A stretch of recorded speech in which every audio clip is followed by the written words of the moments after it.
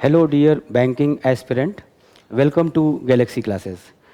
आज हम लोग अपने सेशन में बैंकिंग एग्ज़ाम को ध्यान में रखते हुए बैंकिंग एग्ज़ाम चाहे वो एसबीआई का हो, आरआरबी का हो या फिर आईबीपीएस का हो, है ना, या फिर आरबीआई का हो, क्लर्क हो या फिर पीओ हो, एसओ हो, प्री हो या फिर मेंस हो, कोई भी एग्ज़ाम अगर आप देने जाएंगे तो उसमें आपको क्वांट का पार्ट मिलेगा, यानी मैथमेटिक्स का पार्ट मिलता है। और मैथमेटिक्स के पार्ट में यानी क्वांटिटेटिव एप्टीट्यूड के पार्ट में आपका एक टॉपिक होता है जिसको बोलते हैं क्वाड्रेटिक इक्वेशन। हिंदी में बोलते हैं इसको द्विघात समीकरण। इस टॉपिक का आपके एग्ज़ाम में अच्छा खासा वेटेज है, यानी 5 नंबर का वेटेज होता है आउट ऑफ 35 क्वेश्चंस, यानी 5 क्वेश्चंस तो आने ही आने होते हैं। तो ये 5 क्वेश्चंस हम कैसे बना सकते हैं, है ना, और किस किस टाइप के क्वेश्चंस आपको देखने को मिलेंगे, उनका डिफ़िकल्टी लेवल क्या होगा, है ना, टाइप ऑफ क्वेश्चंस कैसे होंगे, आज इन्हीं सारे पर हम लोग बात करने वाले हैं। तो क्वाड्रेटिक इक्वेशन जिसको हम बोलते हैं द्विघात समीकरण, ये एक ऐसा टॉपिक है जिसमें 5 के 5 नंबर मिलते हैं। और मैं आपको यकीन दिलाऊं, ये जो 5 क्वेश्चंस होते हैं जो आपके बैंकिंग एग्जाम में पूछे जाते हैं, इन क्वेश्चंस को अगर आप सही तरीके से पढ़ लेते हैं, ठीक तरीके से गहराई से समझ के पढ़ लेते हैं, तो ये 5 के 5 क्वेश्चन ना ही आपके सही होंगे बल्कि आपका टाइम भी सेव होगा। यानी हम ये बोल सकते हैं कि ये 5 क्वेश्चंस जो आपके होते हैं, ये आपका टाइम सेवर का काम करते हैं। तो इन पाँचों क्वेश्चंस को आपको कतई नहीं छोड़ना है और इन पाँचों क्वेश्चंस को करना भी है, सही भी करना है, एक्यूरेसी के साथ, और अपना टाइम भी बचाना है। तो ये सब हम कैसे कर पाएंगे, आइए देखते हैं आज के इस सेशन में क्वाड्रेटिक इक्वेशन के बारे में समझते हैं। तो चलिए स्टार्ट करते हैं। आज का हमारा टॉपिक है क्वाड्रेटिक इक्वेशन और इस पर किस तरह के क्वेश्चंस होंगे उन पर बात करते हैं। तो शुरुआत में सबसे पहले तो हम मीनिंग समझेंगे, क्वाड्रेटिक इक्वेशन है क्या और क्वाड्रेटिक इक्वेशन को कैसे हम लोग जल्दी से सॉल्व कर सकते हैं, कैसे इन इक्वेशन को, इन क्वेश्चंस को हम लोग विद इन टाइम डील कर सकते हैं। आज इन पे हम लोग बात करते हैं। तो पहले चलते हैं, कुछ बेसिक चीज़ें समझेंगे, उसके बाद फिर हम लोग क्वेश्चंस पर आएंगे। चलिए, तो टॉपिक हमारा है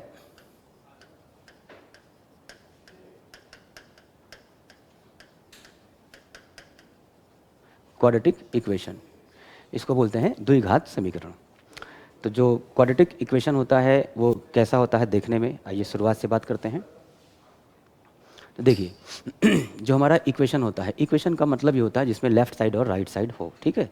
तो हमारा जो इक्वेशन का जो जनरल फॉर्म होता है वो है a x square plus b x plus c is equal to 0। ये हमारा एक क्वाड्रेटिक इक्वेशन होता है। और इस इक्वेशन का जो सॉल्यूशन होगा, उस सॉल्यूशन को कई तरीके से सॉल्व कर सकते हैं। एक तो है C/4 का रूल, जिससे हम लोग एक रूल्स में एक वैल्यू को पुट करके अपना x का वैल्यू निकाल सकते हैं। और दूसरा तरीका होगा हमारा शॉर्टकट तरीका, स्मार्ट तरीका, जिससे हम लोग क्वेश्चन को सॉल्व करेंगे। तो पहले मैं एक बार फॉर्मेलिटी कर दे रहा हूँ कि देख लीजिए, अगर इस तरह का कोई इक्वेशन दिया होगा जहाँ पर x हमारा वेरिएबल है और a b c हमारा कांस्टेंट है, यानी नंबर होगा, तो इसका जो सोल्यूशन होगा उसको सॉल्व करने के लिए x is equal to minus b plus minus root के अंदर b² minus 4 AC upon 2a। इसमें हम लोग वैल्यू पुट करके अपने क्वेश्चन का आंसर दे सकते हैं। एक तरीका तो ये हो गया कि इस क्वेश्चन को सॉल्व करने के लिए हम लोग इस प्रकार से आंसर दे सकते हैं, इसमें वैल्यू रखकर। लेकिन ये कोई प्रॉपर तरीका नहीं है। इस तरीके से हम लोग अगर चलेंगे तो हमारा टाइम थोड़ा सा ख़राब हो जाता है। जैसे देखिए, समझिए, अगर मैं आपसे बोलूँ कि एक एग्जाम्पल के जरिए मैं आपको समझा दूँ पहले कि अगर आपको इसको सॉल्व करना है, तो मान लेते हैं कि 4x² माइनस का 3 प्लस का 3x और प्लस का मान लीजिए 15 इज इक्वल टू दिया गया है 0। इसमें हम इसकी वैल्यू पुट करके अपना आंसर दे सकते हैं। लेकिन है क्या, अगर ये एक क्वाड्रेटिक इक्वेशन है, क्वाड्रेटिक का मतलब एक ऐसा इक्वेशन जिसमें मैक्सिमम पावर कितनी हो, 2 हो, उसे बोलते हैं क्वाड्रेटिक इक्वेशन। अगर मैक्सिमम पावर 1 होती है तो उसको बोलते हैं लीनियर इक्वेशन। मैक्सिमम पावर 3 होगी, उसे बोलेंगे क्यूबिक इक्वेशन। तो जो लीनियर इक्वेशन होता है, यानी जिसकी पावर 1 होती है उसमें 1 वैल्यू मिलती है, जिसमें पावर 2 होती है उसमें 2 मिलता है, और जिसमें पावर 3 होगी उसमें 3 मिलेगा। लेकिन जनरली आपके एग्जाम में क्वाड्रेटिक इक्वेशन ही पूछा जाता है, ठीक है। तो क्वाड्रेटिक इक्वेशन पूछा जाता है। तो क्वाड्रेटिक इक्वेशन जब भी पूछा जाएगा तो वो इक्वेशन एक वैलिड इक्वेशन होगा। अपने मन से आप कोई इक्वेशन ना बनाइएगा, जैसे मैंने अपने मन से एक इक्वेशन बना दिया यहाँ पर। अगर अपने मन से कोई इक्वेशन बना देंगे तो क्या प्रॉब्लम आएगी, इसमें रख के देख लेते हैं एक बार। तो अगर मैं x की वैल्यू निकालना चाहूँ तो देखिए, यहाँ पर मैं बोल सकता हूँ यहाँ पर कि जो a की वैल्यू है वो 4 है और b की वैल्यू कितना है, 3 है, और c की वैल्यू है 15। वैल्यू पुट कर लेते हैं। तो यहाँ से हम बोलेंगे कि माइनस b की जगह पे 3 हो जाएगा, प्लस माइनस बी की जगह पे लिखेंगे 3 का स्क्वायर माइनस का 4, ए का मतलब हो जाएगा 4 और सी का मतलब हो जाएगा 15 अपॉन 2 इंटू ए। और ए की जगह पे क्या है, ए की जगह पे आपका है 4, तो माइनस का 3 प्लस माइनस अंडर रूट के अंदर यहाँ पे हो जाएगा 9 और यहाँ पे 15 चौके 60 और 6 चौके 24 240 डिवाइडेड बाई 8। लेकिन अगर आप देखेंगे तो यहाँ से क्या प्रॉब्लम आई वो आप देखिए 240 में से अगर 9 जाएगा तो मैं बोलूँगा 231 आ जाएगा माइनस में और यहाँ पर 8 आ जाएगा। याद रहे ये जो रूट हमारा है, ये रूट हमारा किस में आ गया है, नेगेटिव में आ गया है। कहने का मतलब अगर ये नेगेटिव में आ गया है तो इसका मतलब हम कॉम्प्लेक्स नंबर में चले जाएंगे, यानी इसकी वैल्यू हम फाइंड नहीं कर पाएंगे, यानी इसकी वैल्यू रियल वैल्यू नहीं आएगी, इसकी वैल्यू इमेजिनरी क्वांटिटी आएगी। यानी एक बात समझ में आ गया कि अपने मन से कोई भी द्विघात समीकरण क्वाड्रेटिक इक्वेशन आप ना बनाइएगा कि लाइए हमें प्रैक्टिस करना है तो हम कोई भी नंबर लेके प्रैक्टिस कर लें। पहली चीज़, जो आपके बुक्स में आपके वैलिड क्वेश्चन होंगे आप उन्हीं को सॉल्व करिएगा, यानी ये कि एक परफेक्ट इक्वेशन होना चाहिए। फिलहाल ये परफेक्ट नहीं है, इसका मतलब इसमें रूट में आ रहा है, इसलिए आप इसको फॉलो नहीं करेंगे। तो पहली चीज़ क्या समझ में आई, क्वाड्रेटिक इक्वेशन अपने मन से आप नहीं बनाएंगे। इतनी बात समझ में आ गई। चलिए तो ये बात नोट कर लीजिए, देख लीजिए, अगर इसमें कोई परेशानी हो तो बताइए। यानी अभी हमने क्या सीखा, हमने क्वाड्रेटिक इक्वेशन के बारे में समझा, क्वाड्रेटिक इक्वेशन है क्या, और अपने मन से क्वाड्रेटिक इक्वेशन आप नहीं बनाएंगे। अगर ऐसा बनाएंगे तो कभी ऐसा होगा कि यहाँ नेगेटिव में आ जाएगा रूट के अंदर और उसकी वैल्यू आप फाइंड नहीं कर पाएंगे, आयोटा पे चले जाएंगे। ठीक है, जो बच्चे पढ़े होंगे मैथमेटिक्स वो जान रहे होंगे कि कॉम्प्लेक्स नंबर की मैं बात कर रहा हूँ। ठीक है, इतनी बात समझ आ गई। नेक्स्ट पे बात करते हैं। चलिए अब आ जाते हैं क्वाड्रेटिक इक्वेशन के बारे में समझते हैं कि कोई भी क्वाड्रेटिक इक्वेशन जब दिया रहेगा तो वो इसी फॉर्मेट में रहेगा और उसके हमारे ऑप्शन क्या क्या होते हैं ये बात समझिए। जैसे अगर मैं आपसे बोलूं कि 4x + 3y = 5 दिया गया हो, और अगर मैं बोलूं कि 3x - 7y = 7 दिया गया हो, तो ये मेरा एक इक्वेशन होगा और ये मेरा दो इक्वेशन होगा। नंबर 2, अगर मैं आपसे बोलूं यहाँ से x और y की वैल्यू निकाल लेते हैं तो ये आपका एक लीनियर इक्वेशन है, ये भी लीनियर इक्वेशन है। देखो ये क्वाड्रेटिक नहीं है, फिर भी मैं इस बात को बता रहा हूँ। आपके बैंकिंग परीक्षा में जनरली क्वाड्रेटिक इक्वेशन क्यों पूछा जाता है ये बात भी मैं आपको समझा दे रहा हूँ। देखिए यहाँ से एक इक्वेशन है जिसमें x और y है, यहाँ से भी x और y है। अगर हम इस इक्वेशन को दोनों को मिला के सॉल्व करेंगे साइमल्टेनियसली तो मुझे x की एक वैल्यू मिल जाएगी और मुझे y की भी एक वैल्यू मिलेगी। यानी x और y की मुझे केवल और केवल एक एक वैल्यू मिलेगी। जब एक एक वैल्यू मिलेगी तो जब हम इसको कंपेयर करेंगे तो या तो x y से छोटा बड़ा होगा, या छोटा होगा, और या फिर बराबर होगा। तीन ही चीज़ें हो सकती हैं, लेकिन आपके ऑप्शन में मैं आपको याद दिला दूं, आपके ऑप्शन में 5 ऑप्शन होते हैं। एक होता है x बड़ा, छोटा, बराबर, और एक होता है x y से बड़ा या बराबर, यानी x is greater than or equal to y, या फिर x is less than or equal to y। यानी ये 5 ऑप्शन होते हैं। तो यदि अगर एग्जामिनर आपको दो लीनियर इक्वेशन दे देगा, यानी रेखीय समीकरण दे देगा, तो फिर हम केवल इन्हीं तीनों की बात कर पाएंगे, यानी ये दोनों ऑप्शन हमारे वैसे भी कट जाएंगे। यानी हम ये बोल सकते हैं कि 5 के पाँचों ऑप्शन में आप नहीं देखेंगे, आप बोलेंगे कि ये वाला तो कतई नहीं होगा, ये वाला कतई नहीं होगा। यानी इन 5 ऑप्शन को जस्टिफाई करना हो तो हमें क्वाड्रेटिक इक्वेशन देना ही देना पड़ेगा। इसीलिए शायद आपके एग्जाम में जनरली क्वाड्रेटिक इक्वेशन दिया जाता है और आपके टॉपिक का नाम भी क्या है, क्वाड्रेटिक इक्वेशन। तो एक बात और समझ में आ गया आपको कि लीनियर इक्वेशन भी दे सकता है। कई बार परीक्षाओं में क्लर्क वगैरह में आपको देखेंगे तो लीनियर भी दे रखा होगा, तो यहाँ से हम दोनों को मिला करके सॉल्व करके x y वैल्यू निकाल सकते हैं। लेकिन प्रॉब्लम ये होगी कि जब वो लीनियर इक्वेशन दे देगा तो इन 5 ऑप्शन में आप उसको जस्टिफाई नहीं कर पाएंगे, यानी केवल और केवल 3 ही ऑप्शन में आप बात करेंगे, जबकि आपके पेपर में 5 ऑप्शन दिए रहते हैं। इसलिए 5 ऑप्शन को जस्टिफाई करने के लिए वो करता क्या है, वो आपको लीनियर इक्वेशन ना दे करके आपको क्वाड्रेटिक इक्वेशन ही देगा। यहाँ तक बात समझ में आ गई होगी। तो चलिए स्टूडेंट्स, अब बात करते हैं सीधे सीधे हम लोग क्वाड्रेटिक इक्वेशन की, कि क्वाड्रेटिक इक्वेशन देगा तो उसे कैसे सॉल्व किया जाएगा। इतनी बात समझ में आ गई होगी। यानी अभी मैंने जो आपको दूसरी बात बताई, पहली बात तो हमने इंट्रोडक्शन बता दिया, और दूसरी बात में हमने आपको ये बता दिया कि क्वाड्रेटिक इक्वेशन ही क्यों पूछा जाता है। आई होप इतनी बात सबको समझ में आ गई होगी। अगर इतनी बात समझ में आ गई है तो अब बात करते हैं हम लोग क्वाड्रेटिक इक्वेशन की। तो चलिए देखते हैं क्वाड्रेटिक इक्वेशन। ठीक है, तीसरा, अब क्वाड्रेटिक इक्वेशन के बारे में बात करें तो क्वाड्रेटिक इक्वेशन सॉल्व करने के एक तरीका तो मैंने आपको बताया फार्मूले में, और एक तरीका आपका होगा स्मार्ट तरीका। तो स्मार्ट तरीके को समझने के लिए मैं अब कुछ एग्जाम्पल से बात करता हूँ। और 5 ऑप्शन आपके पास हैं, कि 5 ऑप्शन मैं एक बार फिर से लिख दे रहा हूँ। x is greater than y, x is less than y, x is greater than or equal to y, x is less than or equal to y। याद रखिएगा इसको क्या पढ़ते हैं, x is less than or equal to y, and नहीं बोलते हैं। और यहाँ पर होगा x is equal to y, A option, B option, C option, D option and E option. और इसी ई ऑप्शन में, चूंकि छठा ऑप्शन होता नहीं है, इसीलिए इसी में हम लोग एक ऑप्शन और रख देते हैं जिसको हम बोल सकते हैं C and D. C and D can not be determine या कैन नॉट बी, हम ये बोल सकते हैं relation can not be established, हम रिलेशन निकाल नहीं पाएंगे। तो ये 5 ऑप्शन होते हैं, जिनमें से एक ऑप्शन ऐसा होता है जिसमें x बराबर y और सी एंड डी दोनों होगा। लेकिन याद रखिएगा स्टूडेंट एक बात को, ये जो ऑर्डर है जो मैंने लिखा है हमेशा इसी ऑर्डर पे नहीं होता है, कभी कभी x इक्वल टू वाई वाला तीसरे या दूसरे पे भी आ सकता है। इसलिए पहले ऑप्शन देख लीजिएगा, तभी आप आंसर को मार्क करिएगा। ये नहीं कि x बराबर वाई हमेशा 5वें में होता है, 5वें को टिक करिए, ऐसा नहीं है। तो ये तो हो गया ऑप्शन। अब एक मैं सवाल लेता हूँ और उस सवाल से बात को समझते हैं कि कुछ किस तरह के क्वेश्चन पूछे जा सकते हैं। तो पहला सवाल मैं लेता हूँ और पहला बहुत ही आसान सा सवाल लेता हूँ जिससे मैं आपको बात समझा पाऊँ। X square plus 5x plus 6 is equal to 0। और एक दूसरा इक्वेशन दिया गया है, दूसरा part Y square plus 7y और प्लस का 12। देखिए मैं क्वेश्चन को देख के लिख रहा हूँ, इसलिए कि मैं अपने मन से नहीं लिख रहा हूँ, इसलिए कि अपने मन से लिख देंगे तो फिर वो परफेक्ट इक्वेशन नहीं होगा, वहाँ से वैल्यू इसकी निकल ही नहीं पाएगी।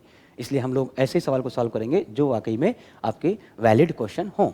तो मैंने एक आसान सा x में और एक आसान सा y में मैंने इक्वेशन लिया है, इसको सॉल्व करना है। तो यहाँ से मुझे x की वैल्यू निकालनी है, 2 वैल्यू मिलेगी। यहाँ से मुझे y की वैल्यू निकालनी है, 2 वैल्यू मिलेगी। फिर दोनों वैल्यू को मुझे कंपेयर करना है कि x y से छोटा है, बड़ा है, बराबर है, क्या है। ठीक है, सॉल्व करने के लिए क्या करना पड़ेगा? तो सॉल्व करने के लिए पहले मैं एक सवाल में मैं डिटेल में बात कर दे रहा हूँ, इसको स्टेप वाइज समझा के आपको बात कर दे रहा हूँ। देखिए स्टेप 1, स्टेप बाय स्टेप में समझा दे रहा हूँ। स्टेप 1 में करना क्या है, जो भी इक्वेशन दिया होगा उसमें 3 टर्म होंगे, एक एक्स स्क्वायर वाला, एक एक्स वाला और एक फ्री फ्रॉम एक्स यानी कांस्टेंट टर्म वाला। आपको करना यह है कि एक्स स्क्वायर का जो कोफिशिएंट होगा और जो विदाउट एक्स वाला टर्म होगा उन दोनों को मल्टीप्लाई करना है। तो यहाँ कुछ नहीं, मान लीजिए 1 है, तो 1 को मुझे क्या करना है, 6 के साथ मल्टीप्लाई करना है। ये जो 1 है ये भी पॉजिटिव है, ये भी पॉजिटिव है, तो दोनों का सिंबल प्लस होगा, क्योंकि प्लस और प्लस मल्टीप्लाई प्लस होता है। अगर ये प्लस में आ रहा है तो हमें करना क्या है, सम। मतलब हमें इस 6 के 2 ऐसे फैक्टर सोचने हैं जिनका सम बीच वाले 5 के बराबर हो जाए। तो हम बोलेंगे कि भाई ये हो जाएगा 2 3 जा 6, यानी हम बोल सकते हैं 6 को बोल सकते हैं 2 इंटू 3। तो अगर 2 इंटू 3 बोल सकते हैं तो एक फैक्टर मेरा बन गया 2 और एक बन गया मेरा 3। तो चाहे 2 3 बोलिए चाहे 3 2 बोलिए, पहला 2 दूसरा 3 या पहला 3 दूसरा 2, 2 फैक्टर मेरे बन गए। इन दोनों का जो सम लाना है वो +5 लाना है या -5 लाना है। तो मैंने ये देखा कि मुझे +5 चाहिए, अगर +5 चाहिए तो 2 और 3 ऐसे ही दोनों को ऐड कर लेना है। और ये मेरा स्टेप 1 कंप्लीट। स्टेप 2 देख लीजिए क्या है। स्टेप 2 ये बोलता है change the sign, change the sign, sign को चेंज कर देना है। अब अगर साइन को चेंज कर देना है, इसका मतलब क्या हुआ, इसका मतलब ये हुआ कि अगर ये प्लस है, ये प्लस है, तो दोनों को माइनस कर देना है। चेंज का मतलब समझे रहिएगा, प्लस का माइनस, माइनस का प्लस। ठीक है, तो चूंकि दोनों ही पॉजिटिव हैं इसलिए मुझे दोनों को माइनस माइनस कर देना है। ठीक है, तो मैंने दोनों में क्या कर दिया, माइनस कर दिया। ठीक, स्टेप 3 क्या कहता है देखिए। पहले सवाल में मैं थोड़ा टाइम लेके समझा रहा हूँ, स्टेप 1 स्टेप 2 स्टेप 3, और अभी आपको कुछ शॉर्टकट भी बताऊंगा मैं। Divided by coefficient of x square, अगर x की बात है तो, अगर y की बात होगी तो वाई स्क्वायर बोलेंगे। ठीक है, इसको डिवाइड कर देना। चलिए, तो यहाँ पर एक्स स्क्वायर का कोफिशिएंट कुछ है ही नहीं है, इसका मतलब 1 है, तो 1 से डिवाइड कर देंगे और ऐसे मेरे वैल्यू मिल जाएगी। तो x का वैल्यू मिल गया -2 और -3 मिल गया। तो एक वैल्यू मिल गया -2 और एक मिल गया -3।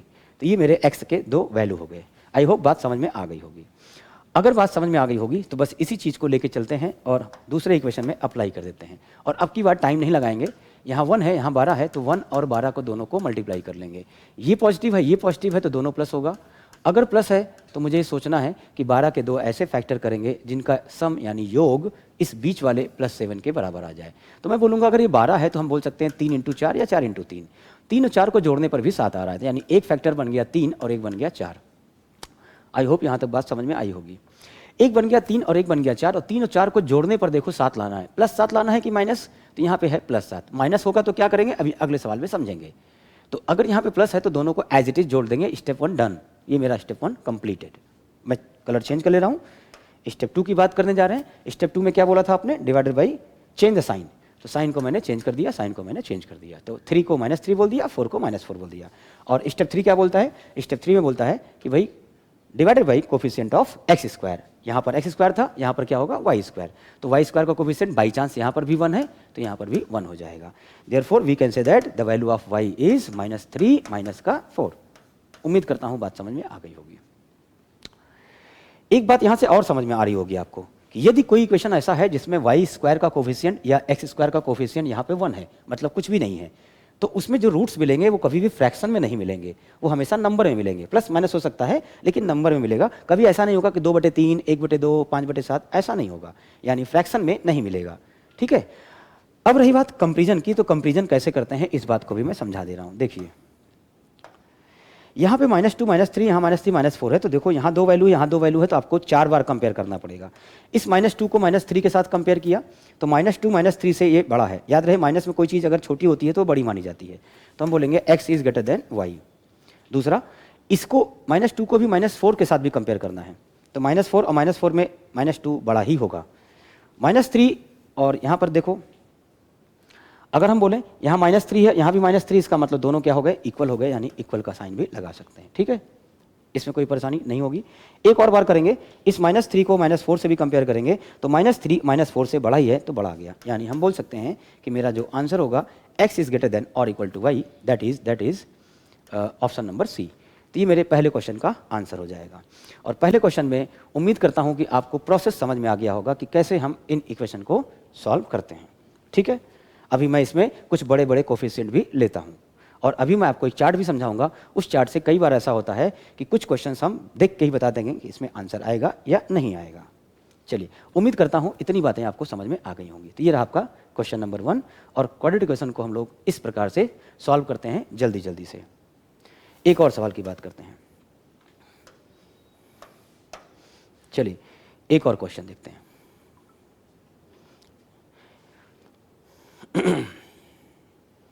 चलिए मैं लेता हूं यहां पर सवाल नंबर अगला, यानी 2, सवाल नंबर 2। एक लेता हूं मैं 6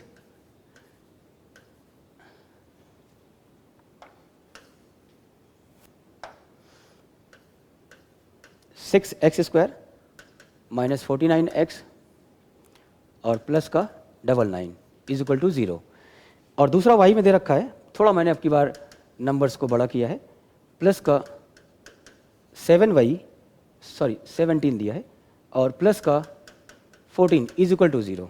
ठीक है, ये आपका सवाल है। अब इसको मुझे सॉल्व करना है, आइए तेजी से करते हैं। देखिए, तो यहाँ पर 6 है, यहाँ 99 है, तो हम बोलेंगे 6 और 99। इन दोनों को मैंने मल्टीप्लाई कर दिया, तो मल्टीप्लाई करने पे ये भी पॉजिटिव है और ये भी पॉजिटिव है, तो मैं बोलूँगा प्लस में आ रहा रिजल्ट। अगर प्लस में आ रहा है इसका मतलब मुझे इसका सम चाहिए।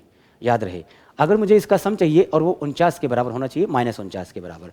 तो देखिए पहले 99 × 6 मत कर लेना, मुझे तो 2 फैक्टर बनाने ही बनाने हैं। तो यहाँ पर तो ऑलरेडी 2 फैक्टर बना हुआ है, तो अगर यहाँ पर ऑलरेडी 2 फैक्टर बना हुआ है तो हम यही बोलेंगे कि भाई इसको हमें दोबारा फैक्टराइज करने की ज़रूरत नहीं पड़ेगी। अगर हमें इसको फैक्टराइज करने की जरूरत नहीं पड़ेगी तो करना क्या है, देखो 2 ऐसे फैक्टर लेने हैं जिनका योग किसके बराबर हो जाए, 49 के बराबर हो जाए। तो याद रहे, एक कॉमन सेंस की बात समझिए, अगर मैं बोल रहा हूँ कि 2 ऐसे फैक्टर लीजिए जिनका सम जो है 49 के बराबर हो जाए, तो वो दोनों नंबर में से कोई भी नंबर 49 से बड़ा तो नहीं होना चाहिए। अगर 49 से बड़ा हो जाएगा तो उसमें कुछ भी जोड़ोगे तो वो उससे ज़्यादा हो जाएगा। यानी मैं बोलूँगा कि जो 99 है इसको मुझे स्प्लिट करना है और छोटा करना है। तो आइए देखते हैं, मैं इसको बोल सकता हूँ 2 × 3 और इसको मैं बोल सकता हूँ 9 × 11, ऐसा बोल सकता हूँ। इसी में से मिला के देखते हैं कि क्या बात बनेगी कि नहीं बनेगी। देखिए, तो 9 × 27 भी हो सकता है और 11 दूना 22। 27 और 22 दोनों ही 49 से छोटे हैं, देख लेते हैं, एक 22 है और एक 27 है। क्या इन दोनों को जोड़ने पर 49 हो जाएगा? हाँ बिल्कुल हो जाएगा। तो मेरा एक फैक्टर बन गया कितना, 9 × 27 और एक बन गया 11 दूना 22 बन गया। तो ये मेरा हो गया फैक्टर। लेकिन याद रहे 22 और 27 को सम करने के बाद आपको यहाँ पर जो चाहिए, आपको जो यहाँ पर चाहिए वो 49 नहीं चाहिए, आपको यहाँ पर चाहिए -49। अगर आपको यहाँ पर -49 चाहिए तो हमें करना क्या होगा, हमें दोनों फैक्टर्स को नेगेटिव में लेना पड़ेगा। तो उम्मीद करते हैं बात समझ में आ गई होगी। अगर बात समझ में आ गई होगी तो इस 22 को 27 को मैं माइनस में लेके चलूँगा, और ये माइनस जो मैंने किया है याद रखिएगा स्टेप 1 वाला है, स्टेप 2 वाला नहीं है। देख लीजिए वाइट से मैंने दोनों को रखा है, 27 और 22 ये दोनों देखिए वाइट से है, तो साइन भी किसमें है, वाइट से है। अब मैं जा रहा हूँ स्टेप 2 करने, और स्टेप 2 के लिए मैं साइन चेंज कर दे रहा हूँ। ठीक है, कलर चेंज कर दे रहा हूँ। स्टेप 2 ये कहता है change the sign. Change the sign का मतलब मैंने इसको प्लस प्लस बना दिया। और स्टेप 3 ये कहता है divided by coefficient of x square. Coefficient का मतलब होता है गुणांक, तो मैं 22 को 6 से डिवाइड कर दूंगा, 27 को भी 6 से कर दूंगा, और ऐसा करने से मुझे x का दोनों वैल्यू मिल जाएगा। देख लीजिए, इसको 22/6 बोलो या 2 से काट के 11/3 बोल सकते हो प्लस में। अगर मैं इसको 3 से काटूंगा तो 3 9 27 हो जाएगा और 3 2 6 हो जाएगा।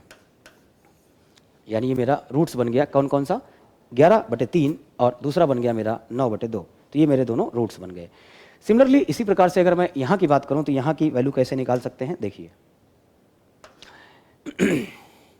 यहाँ पर 5 है, यहाँ पे 14 है, तो मैं बोलूँगा 5 को 14 से मैं गुणा कर दूंगा, और ये प्लस है ये प्लस है तो रिजल्ट प्लस आएगा, और प्लस आएगा इसका मतलब मैं बोलूँगा कि दोनों का जो सम होना चाहिए, दोनों का सम जो है वो 17 के बराबर होना चाहिए। आइए अगर 17 के बराबर होना चाहिए तो क्या क्या कर सकते हैं, आइए देखते हैं। तो मैं 5 तो टूटेगा नहीं, ये बोल सकता है 2 × 7, और ये 5 का 5 रहने दो। तो देखो 5 को 2 के साथ मिला लो तो 5 दूना 10 हो गया, और 7 को रहने दो, तो 10 और 7 को जोड़ने पर क्या 17 हो जाएगा, बिल्कुल हो जाएगा। और अगर 17 हो जाएगा तो 17 प्लस में लाना है, इसका मतलब इन दोनों को ऐसे ही जोड़ लीजिए। ठीक है, ये मेरा स्टेप 1 डन हो गया। स्टेप 2 की बात करते हैं। स्टेप 2 में साइन को चेंज कर देंगे और divided by coefficient of y² that is 5, और यहाँ से मुझे मिल जाएगा y की वैल्यू। तो y की वैल्यू मिल गई, 5 से कट जाएगा तो 5 से कटेगा तो 2 बार हो जाएगा -2, और यहाँ पर आ जाएगा -7/5। ऐसे ही रहने दो, कोई प्रॉब्लम नहीं है। अभी मैंने आपको बताया था कि अगर x² का कोई कोफिशिएंट होगा और y² का कोई कोफिशिएंट होगा तो उसके जो रूट्स आएंगे वो फ्रैक्शंस में हो सकते हैं। It can be fraction. ठीक है, अगर मान लीजिए कट गया ऊपर नीचे, जैसे देखो ये कट गया तो फ्रैक्शन में नहीं है, लेकिन अगर नहीं कटता तो फ्रैक्शन में ही आएगा। अब रही बात कंपेयर की, देखिए 11/3 पॉजिटिव है तो निगेटिव वाली से जाहिर सी बात है क्या होगा, बड़ा ही होगा। तो हम ये बोलेंगे x is greater than y। यहाँ से जरा देख के बताइए, अगर मैं इसको कंपेयर करूँ तो ये पॉजिटिव है तो बड़ा ही होगा, ये पॉजिटिव है निगेटिव से बड़ा ही होगा, और ये पॉजिटिव है निगेटिव से बड़ा ही होगा। दैट इज हम बोल सकते हैं मेरा आंसर कितना आया, x is greater than y। ये मेरा क्वेश्चन का आंसर हुआ। ये मेरा दूसरा सवाल। बट इस क्वेश्चन में मैं अब आपको ये बोलूंगा कि अगर इस क्वेश्चन को आपने सॉल्व किया तो ठीक है, आपने कर लिया, लेकिन अब एक बात मैं और आपको बोलने जा रहा हूं कि अभी मैं आपको एक चार्ट लिखवाने जा रहा हूं, एक टेबल लिखाने जा रहा हूं। अगर वो टेबल आपको समझ में आ गई तो आप इस क्वेश्चन का आंसर तुरंत बता सकते थे कि इस क्वेश्चन का आंसर तो हम बोल सकते हैं कि x हमेशा क्या होगा, y से बड़ा ही होगा। यानी बिना सॉल्व किए क्वेश्चन को देखकर ही 1 सेकंड में बता देते कि इस क्वेश्चन का आंसर क्या होगा। फिलहाल इसको मेथड 1 से आपको बात समझ में आ गई होगी कि ये जो क्वेश्चन है इसको हम इस प्रकार से सॉल्व कर सकते हैं, बट करेंगे नहीं। क्यों नहीं करेंगे? क्योंकि जो मैं बताने जा रहा हूं उसको आप समझेंगे, और अगर उसको समझ लेते हैं तो इस क्वेश्चन का आंसर और इसी प्रकार से कुछ और भी क्वेश्चंस का आंसर आप जल्दी जल्दी से कर सकते हैं। उम्मीद है आपको बात समझ में आ रही होगी, कोई दिक्कत कोई परेशानी आपको नहीं होगी। चलिए, तो मैं इसी सवाल को अभी दोबारा से फिर करूंगा, लेकिन उससे पहले मैं एक नोट लिखा रहा हूं, तो उस नोट को जरा ध्यान से समझिए। आइए,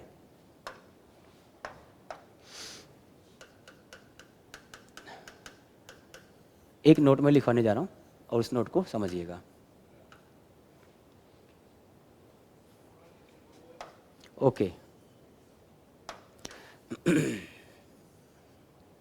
चलिए देखिए, तो मैं यहाँ पे एक नोट लिखा दे रहा हूँ और इसको रिजल्ट आप बना के रख लीजिएगा। है क्या, कोई भी इक्वेशन जब होता है उसमें a होता है, b होता है, c होता है। b क्या है, x का कोफिशिएंट, और c होता है फ्री फ्रॉम x। तो मैं यहाँ पे एक चार्ट बना दे रहा हूँ, देख लो, ऐसे चार्ट बना दे रहा हूँ मैं, ये लो।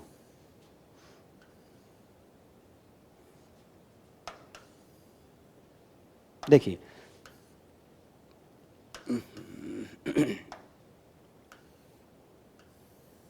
देखिए यहाँ पे आपको लिखना है b, यहाँ पे लिखना है आपको c, और यहाँ पर लिखना है आपको x1 और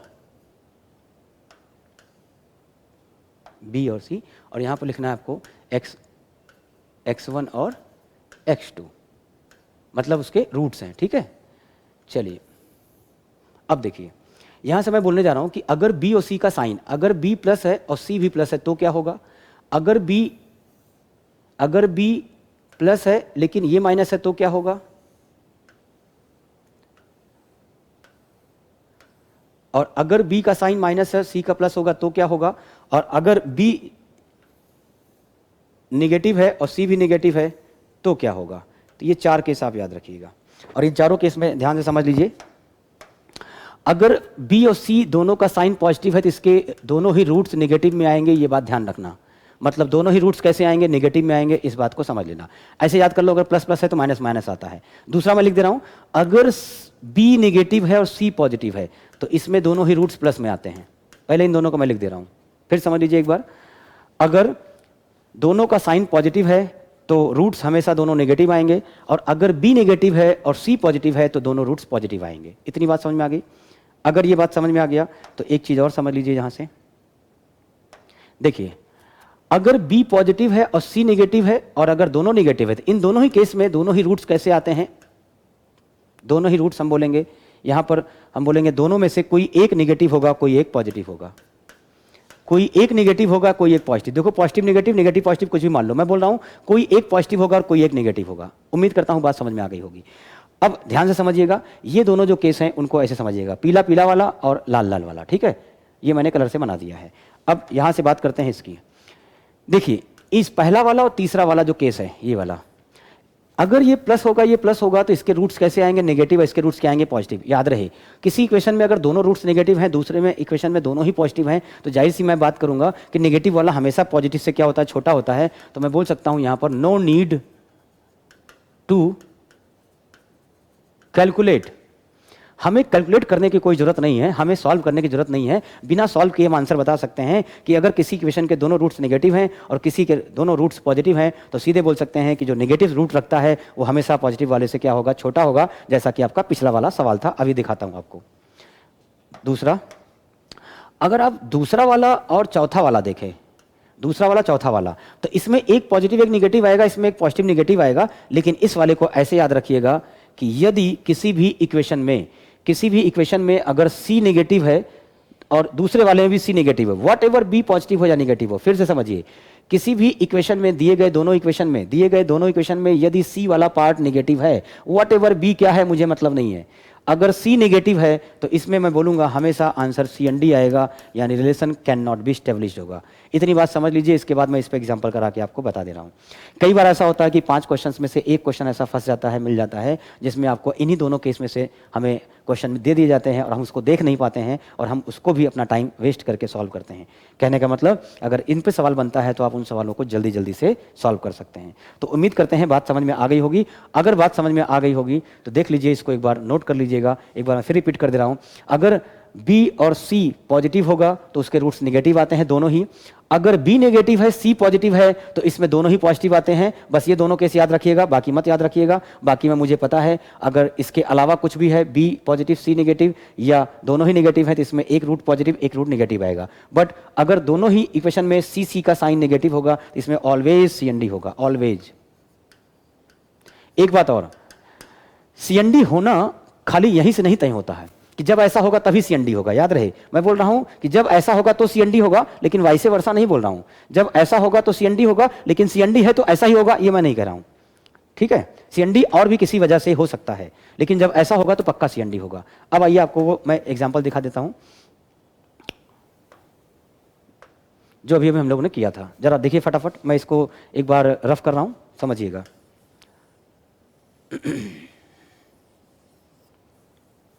चलो,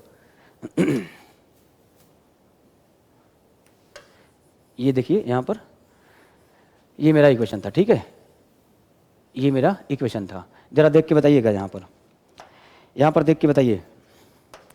अभी मैंने आपको बताया था कि भाई इस वाले में देखिए नो नीड। देखिए, अगर B पॉजिटिव है, C पॉजिटिव है तो उसके दोनों रूट्स नेगेटिव आएंगे। ठीक है, उसके दोनों रूट्स कैसे आएंगे? नेगेटिव आएंगे। तो इस वाले में देखिए, यहां पर ये बताओ, ये पॉजिटिव है और ये भी क्या है? पॉजिटिव है। तो मैं बोल सकता हूं इसमें जो Y का रूट आएगा वो दोनों ही क्या आएंगे? नेगेटिव आएंगे। दोनों ही क्या आएगा? नेगेटिव आएगा। अभी बात हो चुकी है, ठीक है। और अगर मैं बोलूं यहां पर देखिए, ये क्या है आपका? नेगेटिव है और ये क्या है आपका? पॉजिटिव है। मतलब B नेगेटिव है, C पॉजिटिव है, तो मैंने बोला है इसमें जो x की वैल्यू आएगी, वो हमेशा क्या होगी? दोनों पॉजिटिव होगी। तो इसके जो x की वैल्यू आएगी वो दोनों ही क्या होगी? पॉजिटिव होगी। तो अगर इसकी वैल्यू दोनों पॉजिटिव आ रही है, इसकी नेगेटिव आ रही है, आप देख लीजिएगा, यहां पर मैंने अभी आपको सिखाया है, देखिए अभी मैंने आपको बताया है कि अगर बी और सी पॉजिटिव होगा तो दोनों रूट्स नेगेटिव आएंगे, और अगर बी नेगेटिव है सी पॉजिटिव है दोनों पॉजिटिव आएगा। ठीक है, तो यहाँ से आप देख लीजिए, यहाँ से मैं बोलूँगा इसके दोनों रूट्स पॉजिटिव आएंगे, इसके दोनों रूट्स क्या आएंगे, नेगेटिव आएंगे। बताओ भाई, अगर ये दोनों ही पॉजिटिव हैं दोनों ही नेगेटिव हैं तो यहाँ से तो हम सीधे सीधे बोल सकते हैं नो नीड टू कैलकुलेशन, हमें कैलकुलेट करने की जरूरत नहीं, हम सीधे बोल सकते हैं ये वाला पार्ट इससे बड़ा ही होगा, यानी एक्स ज़्यादा है किससे, वाई से। यानी ये सवाल हमारा समझो जो था वो हमारा सवाल फ्री वाला सवाल था, यानी क्वेश्चन देख के ही हम अपने क्वेश्चन का आंसर बता सकते थे। उम्मीद करता हूँ बात समझ में आ गई होगी। तो अगर इस प्रकार का कोई भी क्वेश्चन दोबारा मिलता है और आपने वो चीज़ समझ रखी है तो आप तुरंत का तुरंत आंसर बता सकते हैं। चलिए, उम्मीद करता हूँ बात क्लियर हो गई होगी, और अगर बात समझ में आ गई हो तो आइए बढ़ते हैं एक अगले सवाल की तरफ। तो इसको नोट कर लीजिएगा, मैं अगले सवाल की तरफ बढ़ता हूँ, एक और क्वेश्चन देता हूँ आपको। चलिए बताइएगा, जो भी सवाल नंबर है उसको नोट कर लीजिएगा, नंबर कर लीजिएगा। मैं यहाँ पे लिख रहा हूँ एक्स स्क्वायर माइनस का 3x plus 6 is equal to 0, और एक में दे रहा हूँ 3y स्क्वायर प्लस का 13y और प्लस का 12 इज इक्वल टू 0। सोच के बताइएगा इस इक्वेशन में, और इस इक्वेशन में ध्यान से पहले देख लीजिए क्या वो दोनों केस तो नहीं है, स्पेशल वाला केस तो नहीं है। तो हमने ये पाया कि भाई ये तो स्पेशल केस लग रहा है। देखो यहाँ पर ये नेगेटिव है और यहाँ पर ये क्या है, पॉजिटिव है। तो जब ये नेगेटिव और ये पॉजिटिव है तो मैं बोल सकता हूँ यहाँ से दोनों ही रूट्स क्या मिलेंगे, पॉजिटिव मिलेंगे। फिर से इसमें देखिए ये वाली जो वैल्यू है ये पॉजिटिव है, ये भी पॉजिटिव है। जब बी और सी दोनों पॉजिटिव होता है तो यहाँ से दोनों ही रूट्स क्या मिलते हैं, नेगेटिव मिलते हैं। इसमें दोनों ही पॉजिटिव मिलेगा, इसमें दोनों ही नेगेटिव मिलेगा। तो वट एवर न्यूमेरिकल वैल्यू क्या है दोनों का मतलब नहीं रखता है। पॉजिटिव में कोई चीज़ है तो वो नेगेटिव वाले से हमेशा बड़ा होगा, भले ही देखने में कितना छोटा हो। ठीक है, तो हम ये बोल सकते हैं कि ये वाला हमेशा बड़ा ही होगा, यानी हम बोल सकते हैं x is greater than y। यानी याद रखना, पॉजिटिव वाली वैल्यू हमेशा नेगेटिव से बड़ी होगी, भले ही पॉजिटिव वाली वैल्यू देखने में छोटी ही क्यों ना हो। यानी यहाँ से समझ में आता है कि जिसकी सोच पॉजिटिव है वो भले ही छोटा आदमी क्यों ना हो, वो नेगेटिव सोच रखने वाले बहुत बड़े आदमी से भी बड़ा होता है। तो एग्जाम में जब हम लोग बैठते हैं तो सबसे पहले यही कहा जाता है कि आपकी सोच पॉजिटिव होनी चाहिए। पॉजिटिव एटीट्यूड लेके आप एग्जाम में बैठते हैं तो नो डाउट आपको सफलता जरूर मिलती है। तो यहाँ से भी मुझे समझ में आ रहा है। तो यहाँ से आपका आंसर हो गया, यानी इस क्वेश्चन का आंसर हमने विद इन सेकेंड दे दिया। उम्मीद करता हूँ किसी को कोई परेशानी नहीं होगी। आइए, अगर बात समझ में आ गई हो तो एक और एग्जाम्पल देखते हैं। जो भी क्वेश्चन नंबर होगा करिएगा। लिखा है 5x स्क्वायर प्लस का 3x माइनस का 14 इज इक्वल टू 0, और दूसरा इक्वेशन मुझे दे रखा है 10y स्क्वायर माइनस का 3y माइनस का 27 इज इक्वल टू 0। बताइए भाई, हम इसको सॉल्व तो कर सकते हैं, कैसे सॉल्व करते हैं भी मैंने आपको समझाया है। बट अगर आपने ये बात देख ली कि इसमें देखो भाई, इसमें देखो एक पॉजिटिव है एक नेगेटिव है, इसमें एक नेगेटिव पॉजिटिव है, उससे कोई मतलब नहीं। मुझे पता है कि यहाँ से दोनों रूट्स क्या मिलेंगे, एक पॉजिटिव एक नेगेटिव मिलेगा, और यहाँ से भी एक नेगेटिव एक पॉजिटिव मिलेगा। बट मैंने अभी सिखाया आपको कि यदि सी वाला हिस्सा नेगेटिव इसमें है और अगर सी वाला हिस्सा नेगेटिव इसमें है, तो अगर यहाँ पर भी सी नेगेटिव है और यहाँ पर भी सी नेगेटिव है, तो मैंने अभी आपको लिखाया है इसमें ऑलवेज रिलेशन क्या होता है, CND होता है, यानी relation can not B established बोलेंगे। तो उम्मीद करता हूँ ये बात समझ में आ गई होगी, और ये शॉर्टकट अब आपको समझ में आ गया होगा कि अगर दोनों ही दिए गए इक्वेशन में बी सी वाला हिस्सा नेगेटिव है, वट एवर बी कुछ भी हो, देखो इसमें बी प्लस में है इसमें माइनस में है, कोई फर्क नहीं पड़ता है। यहाँ 10 है 5 है 3 है, कुछ फर्क नहीं पड़ता है। इसमें जब भी आप आंसर निकालेंगे तो इसमें आप बोलेंगे कि इसमें हम आंसर निकाल नहीं पा रहे हैं, यानी CND हो जाएगा। उम्मीद करता हूँ ये दोनों बातें आपको समझ में आ गई होंगी। अगर ये दोनों बातें समझ में आ गई होंगी तो हम बढ़ते हैं अब कुछ और सवालों की तरफ, और अब सवाल सॉल्व करते समय आपकी नज़र इन दोनों टाइप पर होना चाहिए। अगर इन दोनों टाइप में से कोई भी सवाल मिलता है तो आप सीधे सीधे आंसर कर देंगे, अदरवाइज आप उसको सॉल्व करेंगे। चलिए बढ़ते हैं अगले सवाल की तरफ। तो एक मैं और क्वेश्चन दे रहा हूं, फटाफट इसको करते हैं। चलिए देखिए, लिखा है नेक्स्ट क्वेश्चन, आसान सा सवाल लग रहा है। एक्स स्क्वायर माइनस का 5x plus 6 is equal to 0 है, और यहाँ पर लिखा है 3y स्क्वायर प्लस का 13y और प्लस का 12 इज इक्वल टू 0 है। तो देख लो भाई, इसमें तो हम बोल सकते हैं इसमें एक पॉजिटिव एक नेगेटिव आएगा, और इस अच्छा ये सवाल भी वही बन गया। देख लो, इसमें अगर मैं बोलूँ माइनस है प्लस है और इसमें दोनों ही प्लस हैं, तो ये सवाल आपका आसान वाला हो गया।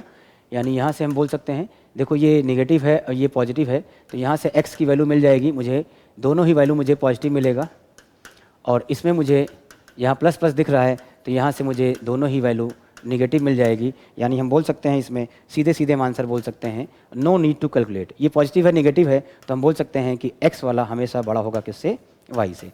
चलिए बाई चांस ये सवाल भी वही निकला तो मैं आगे बढ़ता हूँ, इसकी बात मैं कर चुका हूँ, तो मैं कुछ और एग्जाम्पल से बात को समझाता हूँ।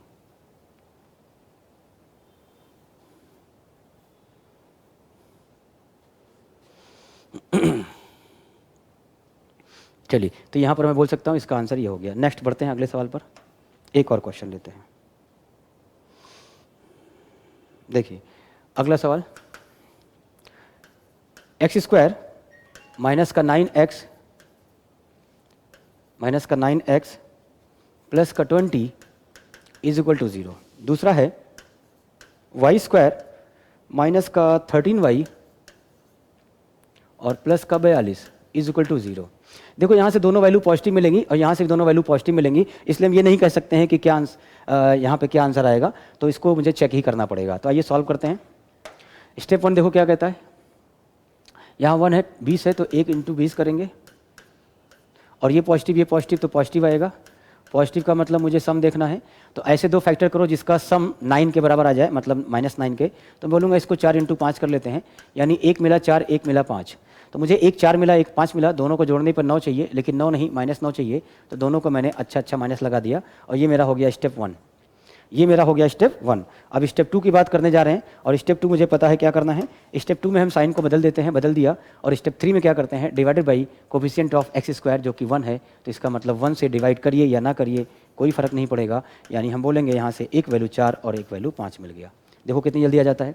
यहाँ पे 42 है, यहाँ पे कुछ नहीं मतलब 1 है, तो मैं बोलूँगा 1 इंटू 42 42। ये पॉजिटिव मतलब पॉजिटिव आएगा, इसका मतलब मैं बोलूँगा इसके दो ऐसे फैक्टर करो जिसका सम -13 के बराबर हो जाए। तो बोलो क्या क्या हो सकता है, 7 6 42 हो सकता है, हाँ बिल्कुल। तो 6 और 7 या 7 और 6 बोलो, 7 6 कितना 13, 6 6 13, बिल्कुल सही है। लेकिन यहाँ माइनस चाहिए तो माइनस रख लेंगे और उसके बाद क्या करेंगे, साइन को चेंज कर देंगे और डिवाइडेड बाई क्या करेंगे हम लोग, डिवाइडेड बाई करेंगे 1 से करो या ना करो कोई फ़र्क नहीं पड़ेगा। तो y का वैल्यू मिल गया मुझे 6 और 7। अब रही बात कंपेयर करने की, तो आइए कंपेयर कर लेते हैं। कंपेयर कैसे करेंगे, देखिए ये 4 जो 6 से क्या है, छोटा है, x is less than y। इसी 4 को 7 से कंपेयर करें, अभी भी छोटा है। 5 को 6 से करिए, अभी भी छोटा है। 5 को 7 से करिए, अभी भी छोटा है। तो कुल मिला के मुझे आंसर मिल गया x लेस देन है किससे, y से, यानी हम बोल सकते हैं कि x y से क्या है, छोटा है। उम्मीद करते हैं यहाँ तक आपको बात समझ में आ गई होगी और यहाँ तक कोई परेशानी कोई दिक्कत आपको नहीं हो रही होगी। चलो, तो अगर यहाँ तक कोई दिक्कत कोई परेशानी नहीं है तो फिर आगे बढ़ने की ज़रूरत है, और आगे कुछ मैं और भी क्वेश्चन करवा दे रहा हूँ, कुछ थोड़ा दूसरे टाइप के भी 1 2 सवाल करवा दे रहा हूँ, फटाफट देखें।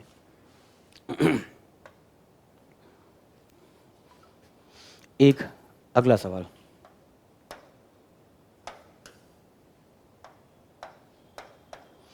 नेक्स्ट क्वेश्चन जो भी होगा देखिए, नंबर लिखिएगा। कभी कभी कुछ ऐसा भी सवाल आ सकता है, ध्यान रखिएगा। देखिए 3x स्क्वायर माइनस का 6 प्लस √7। देखने में थोड़ा बड़ा लगता है सवाल, लेकिन है बिल्कुल ही इजी क्वेश्चन, √17। सिमिलरली अगर मैं y की बात कर लूँ तो यहाँ पर दिया गया है 10y स्क्वायर माइनस का 18 प्लस 5 √17 ब्रैकेट बंद और बाहर इसके y और प्लस 9 √17 इज इक्वल टू 0। ये आपको दे रखा है।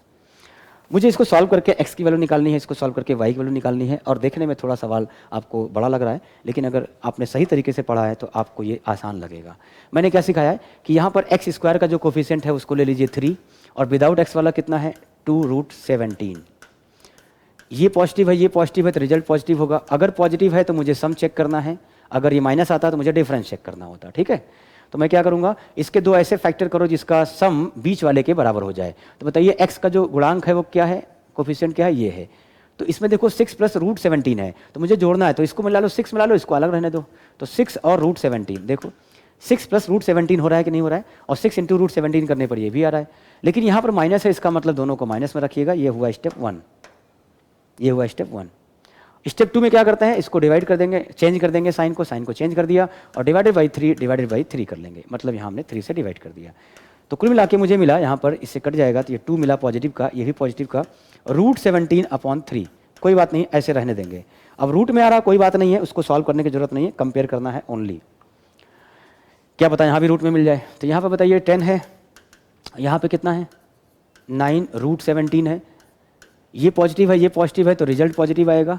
पॉजिटिव का मतलब मैं बोलूँगा दोनों का सम मुझे चाहिए किसके बराबर हो जाए, इस बीच वाले नंबर के बराबर हो जाए, ठीक है। तो मैं बोलूँगा बीच के नंबर। तो बताइए कितना, 18 और 5। तो देखो इसको मैं बोल सकता हूँ 2 × 5 या 5 × 2 बोल सकते हो, है ना। अब क्या करना है देखो, तो 9 दूना 18 चाहिए, यानी 9 को 18 के साथ मिला लो और 5 को इसके साथ मिला लो। तो मैं बोलूँगा मेरा दोनों फैक्टर मिल गया, क्या क्या मुझे मिल गया, 18 और 5 √17। देखो मैंने √17 के साथ 5 को ले लिया और 9 के साथ 2 को ले लिया, तो दोनों फैक्टर बन गए और इन दोनों को जोड़ यही तो है जो दिया है, ठीक है। तो ये मेरा स्टेप 1 हुआ, लेकिन अभी यहाँ पर बताओ क्या है, यहाँ पर माइनस है इसलिए इन दोनों को माइनस में रखेंगे और ये हुआ मेरा स्टेप 1। स्टेप 1 मेरा कंप्लीट हुआ। स्टेप 2 में क्या करते हैं, साइन को चेंज कर देंगे और स्टेप 3 में क्या करते हैं, 10 से डिवाइड कर देंगे। ये मैं बड़े बड़े सवाल भी जल्दी जल्दी करके आपको दिखा रहा हूँ कैसे आप बना सकते हैं। तो y की वैल्यू मिल गई, 2 से कट रहा है तो काट देंगे, 9/5 लिख सकते हो, प्लस में है तो वेरी गुड। और यहाँ से देखो 5 से कट जाएगा तो यानी √17 डिवाइडेड बाई 5 दूना 10 यानी 2।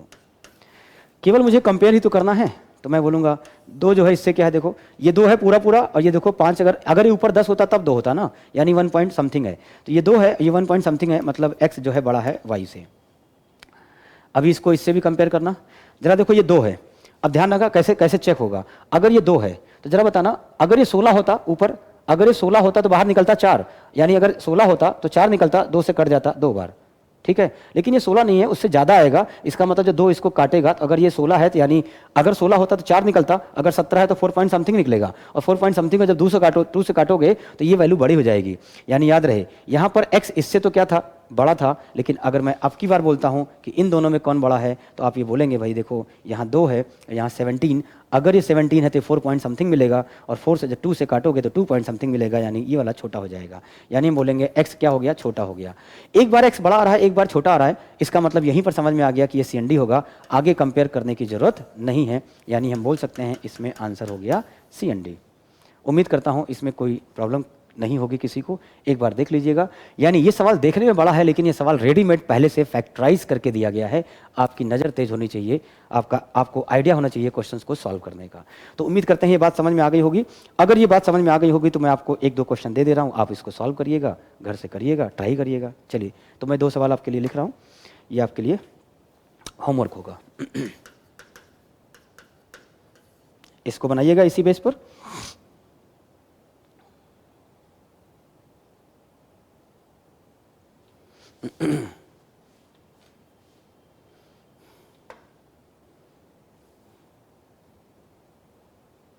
चलो,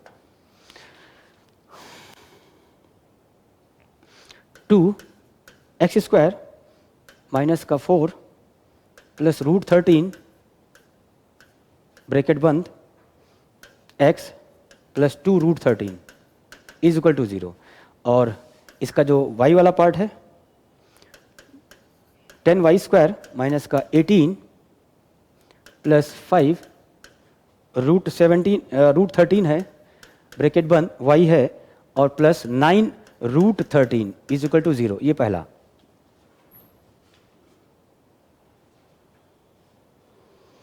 और कुछ आपके लिए है, बनाइएगा।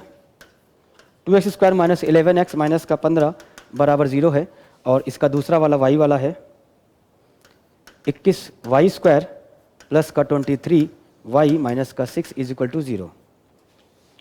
चलिए, ये 2 सवाल आपके लिए हैं, आप इसको करिएगा, सॉल्व करिएगा। अगर किसी तरह की कोई परेशानी होगी तो बताइएगा। तो चलिए, आज का सेशन यहीं पे ख़त्म करेंगे, और उम्मीद करते हैं कि आपको क्वाड्रेटिक इक्वेशन, जो कि बैंकिंग एग्जाम में कोई भी एग्जाम हो, चाहे वो RRB का हो, SBI का हो, RBI का हो, IBPS का हो, क्लर्क हो, PO हो, प्री हो, मेंस हो, क्वाड्रेटिक इक्वेशन का अच्छा खासा वेटेज है। 5 नंबर निश्चित तौर पर आते हैं, और अगर आपने इसको समझा है तो 5 क्वेश्चन आप ना ही सही करेंगे बल्कि विद इन टाइम, यानी अपना टाइम भी सेव करेंगे। तो ये सारे क्वेश्चन टाइम सेवर का काम करते हैं। उम्मीद करते हैं कि आपको ये बात समझ में आई होगी। फिर मिलेंगे। Thank you so much.